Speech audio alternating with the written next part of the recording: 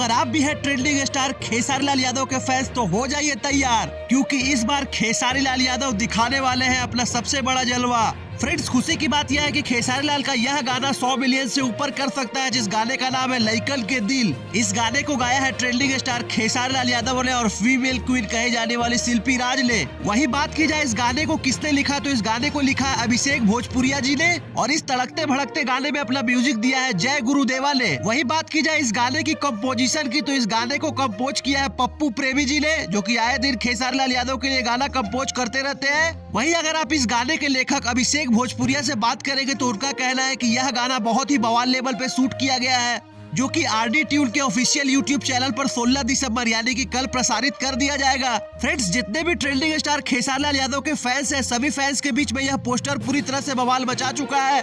और अगर trending star Khesari Lal Yadav का गाना आए और फैंस में आग न लगे, ऐसा तो हो नहीं सकता। सभी फैंस यही उम्मीद लगाए बैठे हैं कि खरमास के बाद आने वाले लगन में लइकन के दिल पूरी तरह से बवाल मचा के रख देगा।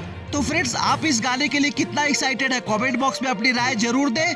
और अगर आप भी ट्रेंडिंग स्टार खेसारी लाल यादव के फैंस हैं तो हमारी वीडियो को लाइक जरूर करें और ज्यादा से ज्यादा शेयर करके हमारे चैनल भोजपुरिया भास्कर पे अपना प्यार बनाए रखें और हमारे छोटे से फैमिली मेंबर का हिस्सा बने। धन्यवाद दोस्तों।